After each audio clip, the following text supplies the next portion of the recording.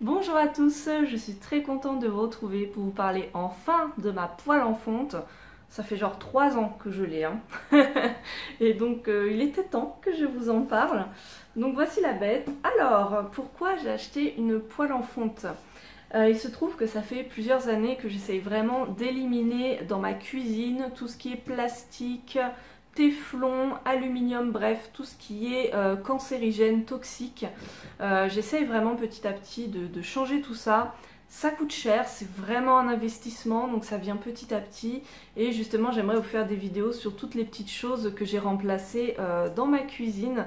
Donc ça va venir bientôt, faut juste que j'y pense, comme pour la poêle. Et du coup, niveau poêle, j'en peux plus du téflon, j'en peux plus, c'est ultra toxique. Du coup, c'est Friendly Beauty qui a parlé de cette marque de poêle qui s'appelle Skepschutz. Un nom comme ça, désolée si je prononce pas très bien, mais elle a présenté cette marque, à savoir du coup que pour les poêles en fonte, il y a vraiment deux catégories. Il y a les poêles en fonte 100% fonte, comme c'est le cas de celle-ci, et d'autres où il y a un revêtement, et donc là vous retombez sur les mêmes problèmes des poêles, donc soit ça s'abîme, soit c'est toxique. Donc vraiment, si vous voulez acheter une poêle en fonte, vérifiez bien qu'il y a marqué sans revêtement intérieur, 100% fonte. Donc pour l'instant, j'ai cette poêle qui est une poêle à crêpes. J'ai acheté celle-là, en fait c'est mon chéri qui me l'a offert pour Noël il y a 3 ans.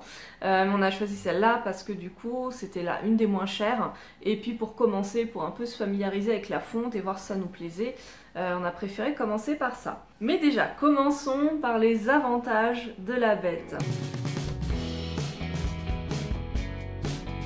Donc premièrement, vous l'aurez compris, aucun danger pour la santé, il n'y a pas du tout d'émanation de substances quand vous allez cuire vos aliments, c'est 100% sain. Deuxième avantage, c'est ultra solide, c'est-à-dire que là, cette poêle, vous pouvez la transmettre à vos petits-enfants, quoi, elle n'aura pas bougé. Donc ça, c'est quand même un super argument, c'est peut-être cher, mais après, vous l'avez à vie. Troisième point positif qui rejoint le deuxième, elle ne se raye pas, c'est vraiment de la fonte, vous pouvez y aller avec du métal comme vous voulez, vous ne la rayerez pas, ce n'est pas possible. Donc voilà, vous pouvez totalement utiliser des ustensiles en métal pour retourner vos crêpes, etc. Et pour les nettoyer, pareil, vous pouvez frotter, y aller comme vous voulez, il y a vraiment zéro souci. Autre point très important à savoir, dans les côtés positifs, on s'en douterait pas, mais petit à petit, votre poêle va vraiment devenir anti-adhésive. En fait, plus vous allez vous en servir, et plus un culottage va se faire dans le fond de votre poêle, et du coup petit à petit vous n'aurez même pas forcément besoin d'utiliser d'huile. Tout ça c'est une question de température. Si votre poêle a si le feu sur lequel vous mettez est trop bas ou s'il est trop puissant, ça risque d'accrocher. Il faut vraiment faire des tests avec votre plaque de cuisson et voir du coup qu'est-ce qui est le mieux. Moi du coup j'ai vraiment réussi, alors c'est trop marrant je vous jure parce que Benjamin, lui par contre, Pogno, t'arrêtes de tout bouffer. Qu'est-ce que je disais? Oui, du coup, Benjamin, en fait, il a beaucoup de mal, je pense, à gérer cette question de température. Et en fait, à chaque fois qu'il fait des crêpes avec, ça accroche, je vous jure. Et à chaque fois que moi j'en fais, ça n'accroche pas. Je vais vous montrer une vidéo et je la mets en accéléré du début à la fin pour vraiment vous montrer que je ne triche pas. Évidemment, j'ai légèrement huilé ma poêle avant, hein, mais j'ai envie de dire comme n'importe quelle poêle à crêpes. Et je peux la retourner sans problème, ça n'accroche pas, mais c'est un pur bonheur. Alors je ne fais pas que des crêpes avec cette poêle, j'en profite aussi pour faire des œufs sur le plat ou pour cuire, qu'est-ce que j'ai cuit? J'ai déjà cuit de la viande, des morceaux de viande, genre si on fait un steak haché. J'ai déjà fait du poisson, mais oui, des filets de poisson sans doute, j'ai déjà fait ça. Donc cet avantage est très important à comprendre. Si vous arrivez à bien vous en servir, ça ne va pas accrocher. Au début, bien sûr, on la huile pour qu'elle se fasse. J'ai toujours cuisiné avec de l'huile. Pourquoi? Parce que, mine de rien, ça reste une poêle à crêpes, donc même en 3 ans, bon, ça commence à faire, mais je ne l'ai pas utilisé, je l'utilise pas si souvent que ça, hein. On fait pas des crêpes tous les 4 matins. Le principe, c'est qu'il ne faut pas du tout la nettoyer avec du savon. Donc pour la laver, comment on fait? Le site vend une petite brosse exprès. Mais bon, c'est le genre de brosse que vous trouvez dans une boutique bio, enfin que vous trouvez facilement un peu partout. Et donc bah, vous frottez à l'eau chaude, voilà, tout simplement. Bien sûr, si ça accroche trop, ou notamment, ben moi quand j'ai fait cuire du poisson, la poêle elle puait le poisson. Donc là, évidemment, j'ai nettoyé avec du savon, hein, on va pas... C'est pas que ça abîme la poêle d'utiliser du savon, mais en fait ça enlève le culottage qui va se faire au fur et à mesure. Donc si à chaque fois vous la nettoyez avec du savon, le culottage ne va jamais rester en fait. Donc ça c'est dommage, mais voilà, de temps en temps, voilà, si vous cuisinez du poisson ou des choses comme ça, vous pouvez totalement la nettoyer avec du savon. Et après l'avoir lavée, il faut un petit peu la huiler, vraiment vous huilez l'intérieur et le dessous. Comme ça la fonte va boire l'huile, de l'huile d'olive, hein, c'est très très bien, enfin l'huile alimentaire que vous avez, ce sera parfait. Pogno, elle me fait les 400 coups celle-là, je vous jure. On va maintenant passer aux inconvénients parce qu'évidemment il y en a. Donc premièrement, c'est lourd. Voilà, je vous l'attrape comme ça et tout. Bon, voilà, j'ai quand même des petits muscles, mais j'avoue que c'est un peu casse-pied hein, pour justement faire tourner la poêle, vous savez, pour mettre la pâte. Oui, parce qu'ils vendent avec, vous savez, le petit machin en bois là pour faire les crêpes. Je n'ai jamais su m'en servir, hein, jamais. Donc voilà, c'est vrai que notamment si vous avez des problèmes de poignet, n'achetez pas de la fonte parce que là évidemment ça va être très problématique pour vous. Le principe c'est quand même de pouvoir aussi la ranger à un endroit qui est facilement accessible et que vous n'allez pas genre devoir la porter, soulever et la trimballer pendant des lustres. Notamment si vous avez une cuisine et que vous pouvez l'accrocher, j'imagine que c'est beaucoup plus simple à attraper. Enfin bon, je ne sais pas. Moi j'ai une toute petite cuisine hein, et c'est un peu Tetris dans mes tiroirs, donc justement c'est moyen. Deuxième inconvénient, ça se casse. La fonte certes ça ne se raye pas, ça c'est ultra costaud pour ça, mais si vous la faites tomber par terre, il y a des risques que ça se brise.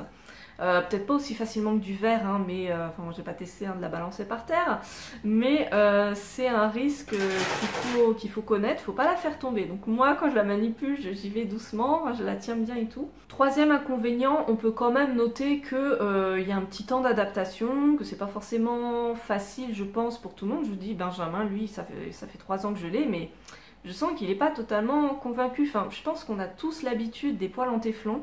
On a vraiment appris à cuisiner avec ça, donc c'est vrai que c'est difficile en fait de casser ses habitudes et de passer à de la fonte. Mais franchement, moi, je vous le dis de par mon expérience, une fois qu'on a compris la température à prendre, on s'en sert très bien. Donc vraiment, moi, je n'ai pas de soucis, mais je peux comprendre que pour certaines personnes, ça peut être casse-pied. Dernier inconvénient, c'est cher. Faut le dire, ça coûte un peu cher. Moi justement, j'aurais bien aimé en acheter d'autres, mais vu le prix, c'est un investissement à prendre. Donc les choses à savoir, c'est très simple, comme je vous ai dit, de ne pas la faire tomber par terre, la huiler après utilisation, ne pas la laver avec du savon si possible. Voilà, la laver avec même, vous savez, les boules les mailles de métal, là, je sais pas comment ça s'appelle, les boules de métal, ça c'est très bien pour nettoyer. Le truc le plus important à savoir, c'est du coup, il ne faut pas la laisser tremper. Et alors là, vous allez rire, mais dès que je l'ai reçue à Noël, je l'ai testé. Et pile après la première utilisation, qu'est-ce qu'a fait Benjamin? Il l'a fait tremper dans l'eau.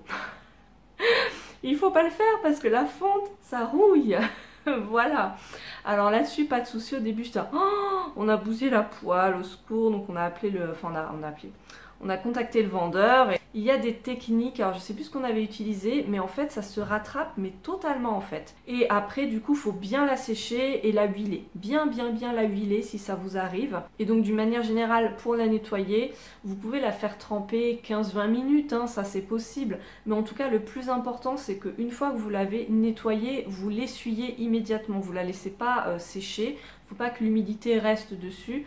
Vraiment bien la sécher, vous la huilez très légèrement et puis voilà, c'est reparti.